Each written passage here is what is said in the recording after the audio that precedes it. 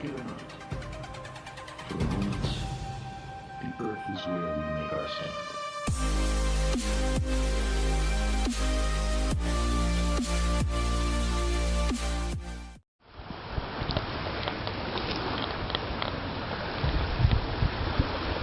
It's a good boy. It's a good boy. It's a good boy. I still remember the first time I saw that clip. I posted it to Facebook with the caption, "Today I learned that ravens can imitate human speech, and I'm not okay with that." Hello. Hi! Hi! Hello. Hi! Hi! Hi! Hi! Hi, mister. Hi! Hi! There was something uncanny valley about it that I found deeply unsettling. It had all of the syllables correct, but the enunciation was off, the tone of voice. All of the inflections were almost alien. It reminded me of watching a foreign film with actors who had learned English dialogue purely phonetically, having no idea what they're saying, but simply reciting sounds that they've heard. On the way to Delhi, you will stop at Bangkok. So you will help me? That's what friends are for. This is the key aspect when it comes to the term parroting. A parrot, or any other bird that can mimic human speech, doesn't understand what the sounds they're imitating actually mean. That's why, when you're trying to teach your raven to say nevermore, you just say that word, not say nevermore, or else you end up with this dumb shit. Say nevermore. Waka waka waka waka. Say nevermore. Can you guys see the parallel I'm attempting to draw yet? I bet you can, but I bet flat earthers can't. I'm telling them that all of their arguments are exactly the same as a parrot saying "Polly want a cracker." I recently had an interaction with a flurf who, as usual, I was trying to coax into having a proper debate with me. Of course, he made excuses, among them being that he wasn't very good at English, but good enough to communicate with me via text no problem.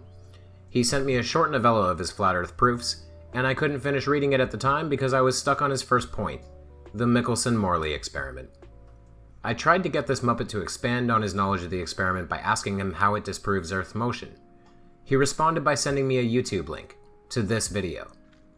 The Mickelson-Morley experiment, using an interferometer which measured light rays, established that the Earth is stationary. Not a chance. Having already seen the video, I immediately said, "No, don't parrot the words of your flurf masters. Tell me, in your own words, how the experiment worked."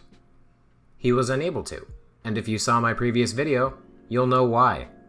Because there is absolutely no part of that experiment that implied the Earth has no motion.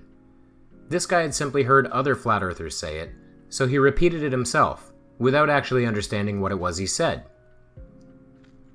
I'll pick a few more of his points at random in order to further drive home my evidence that this guy is, essentially, a human parrot.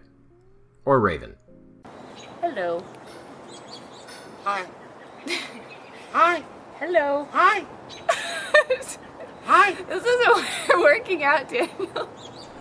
First, Operation Fishbowl. This is a popular one for flurfs. A series of high-altitude nuclear tests conducted in 1962 which, flat earthers claim, was an attempt to break through the firmament. Using high-yield nuclear weapons. Excuse me, the f*** did you just say? Which would cause, in a flat earther's world, literally everyone on Earth to die. Yeah, makes sense. But let's look a little further, and watch how quickly the logic really falls apart. Consider, in a flurf's world, the ever-faceless they have full access to the alleged ice wall of Antarctica, which would meet with the firmament at its edge. Why would they attempt this experiment in full view of the public eye instead of testing the firmament at their super-secret outpost on the set of Game of Thrones? Hell, even this guy from an 1888 engraving figured out to push past the firmament from the ground. Give me one good reason, flat earthers. Just one. I'll wait. Now, while they're scrambling to search YouTube videos, I'll explain why they cling to Fishbowl. 1, because it's a well-known talking point that they've heard a lot and will therefore repeat it, like a parrot, and 2, because of its name. Jumping to conclusions as usual, Flirfs assumed the word Fishbowl was a reference to their beloved Magic Sky Dome, and it could not possibly have to do with anything else. Everybody knows that military operations are given names inspired by their actual purpose, just like Operation Viking Snatch in 2007, which was about the military filming a Norse-themed porno. Oh wait, it was just a weapon smuggling raid in Iraq. Or the 1944 war against vampires, Operation Dracula. Oh wait, that was about reclaiming Burma.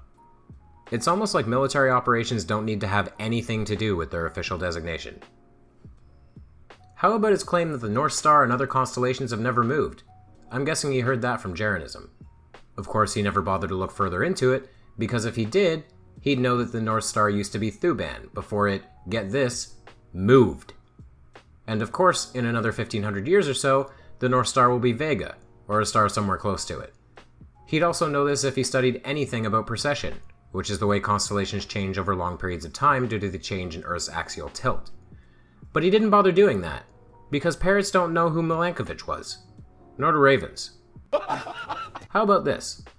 Auguste Piccard once supposedly said that the Earth was a flat disk when seen from the stratosphere. Except, he didn't. Again, another talking point that he never bothered to research. He never even read the article in which Piccard supposedly said it. Of course he didn't. Parrots can't read.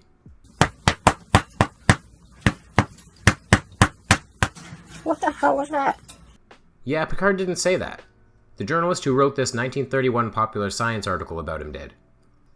And he actually said it seemed a flat disk with an upturned edge. Seemed, as in looked like. You know why? Because there is only one shape that, geometrically, appears to be a circle when viewed from any angle. A fucking sphere. How about his classic density and buoyancy equals gravity claim? Oops, what's this G in the equation for buoyancy stand for?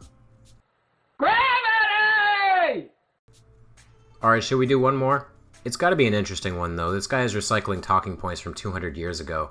Samuel Robotham would like his copyrighted content back, by the way. Let's see, weather balloon footage? Oh, that's Eric Dubé levels of old. Skip. The UN flag is a flat Earth map. Actually, it's just a flag. Are you saying that Canadians believe the Earth is shaped like a maple leaf? Oh. Oh no. Oh no, no, no. You little bastard. You lying, uninformed, pathetic, unimaginable prick. I've done this debunk myself, even though I didn't have to, because plenty of other people already have. And none of us wanted to debunk it, because quite frankly, the theory is fucking disgusting. Looks like I'm done with this foul-mouthed mimic. Go ahead, buddy. Stay in your echo chamber and keep parroting your Flurf masters. They all think you're a very good boy.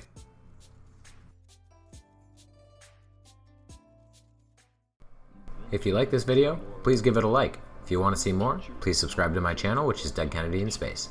If you want to support me further, consider donating on Patreon, or purchasing some of my work through Amazon or Teespring. Thank you, and I'll see you over the curve, Space Cowboys. Live there, on the mote of dust, suspended in a sunbeam, in a vast cosmic arena.